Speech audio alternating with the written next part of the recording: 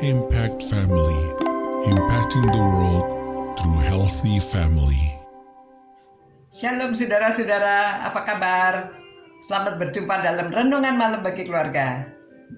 Dan kita semuanya diharap memiliki kasih, karena beberapa hari ini kita membicarakan tentang kasih. Kasih itu tidak pemarah dan tidak menyimpan kesalahan orang lain. Itu ayat 5 ya, bagian B-nya. Nah saudara-saudara, mengapa kasih tidak pemarah? Apa hubungannya pemarah dan tidak menyimpan kesalahan orang lain? Contohnya gini saudara-saudara ya. Kalau di dalam rumah itu, ini untuk keluarga, jadi di dalam rumah tangga itu kalau menyimpan kesalahan tuh begini. Misalnya anak berbuat salah. Yang salah sekarang ini disambung dengan yang dulu. Kan papa sudah kasih tahu, kamu gak boleh begini. Kemarin kamu sudah berbuat begini. Nah, kemarin minggu lalu kan papa juga udah bilang gini. Oh kemarin, diingat-ingat terus gitu ya. Aduh, itu anak bisa sakit hati ya, karena diingat-ingat terus kesalahannya. Jadi itu juga yang menyebabkan papa marah ya. Jadi anak juga jangan begitu kepada orang tua ya. Papa kan sudah berjanji, waktu dulu papa ada tamu, terus belakangan papa harus keluar kota, terus kalau papa wah, terus diingat-ingat terus begitu ya. Setiap kali peristiwa sudah harusnya seperti dikatakan Tuhan dalam Mazmur, dikatakan kita ini dosanya sudah diampuni, seperti dibuang dari jauhnya itu dari barat ke timur. Jadi nggak ketemu, saudara, satu ke barat, satu ke timur, nggak bertemu lagi. Itu pengampunan dosa kita dari Tuhan. Jadi kita mesti belajar begitu. Kalau kita sudah memaafkan, sudah jangan diingat-ingat lagi. Suami istri juga demikian ya, papa sama mama. Tidak boleh mengingat-ingat terus. Karena kalau mengingat kesalahan itu membuat kita marah. Saya pernah konseling suami istri. Suaminya itu memberitahu, aduh saya udah tadi istri saya tuh nggak tahu kenapa marah-marah terus, asal bicara apa sedikit marah, salah sedikit marah, kadang-kadang seperti marah tidak ada alasannya. Lalu konseling ngomong itu sampai sudah beberapa waktu lamanya ditanya-tanya, ternyata dulunya sudah lama kejadiannya. Setelah menikah nggak lama atau apa tuh suaminya tuh salah ngomong, menghina keluarga istrinya ya, istrinya simpan marahnya tuh. Jadi setiap kali kalau suaminya itu ada kesalahan sedikit dia marah, nggak tahu kenapa suaminya sudah lupa dia pernah ngomong apa, tetapi istrinya ingat terus dan disimpan di dalam hatinya.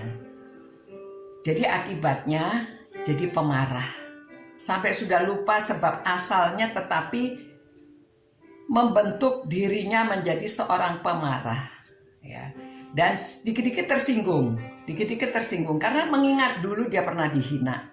Nah saudara-saudara, kalau menyimpan kesalahan orang itu akibatnya demikian. Jadi sifat kita juga nggak menarik ya. Orang yang suka marah itu nggak menarik ya. Orang itu kalau suka marah itu seperti juga dia itu nggak bersyukur gitu ya, marah-marah terus. Jadi apa-apa serba salah, nggak ada benernya gitu. Nah jadi itu sebabnya saudara, mari kita belajar dari Tuhan ya. Karena dari firman Tuhan mengatakan Allah itu maha kasih, kasihnya itu mengampuni ya. Kalau kita diampuni, kalau kita sudah bertobat, kita sudah minta ampun, dosa kita tuh diampuni. Dosa yang dulu-dulu, dosa yang sekarang, bahkan dosa yang akan datang pun. Kalau kita minta ampun dosa kita, mengaku dosa kita, kita tuh diampuni terus. Ya, jadi nggak diingat-ingat terus. Kalau diingat-ingat, aduh berapa banyak dosa kita.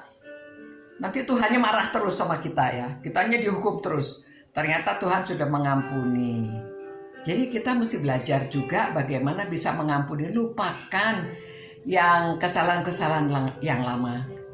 Jadi kita belajar sehingga kita menjadi sabar, kita menjadi murah hati bisa mengampuni. Jadi itu sebabnya Rasul Paulus itu luar biasa. Semuanya ada hubungannya dengan kasih. Kalau kita memiliki kasih, kita jadi murah hati, bisa mengampuni, ya, tidak merasa benar sendiri terus, nggak sombong, nggak memegahkan diri. Nah itu semua ada hubungannya.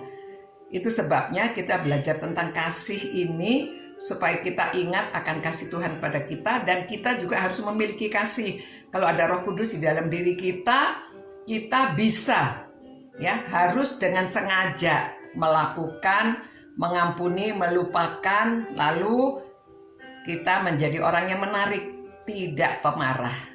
Ya, saudara-saudara, sekarang kita sudah menjadi anak-anak Tuhan, jadi orang yang menarik, supaya orang senang sama kita, Tuhan berkenan sama kita. Ya, kita menyenangkan hati Tuhan, karena kita belajar seperti Tuhan, suka mengampuni.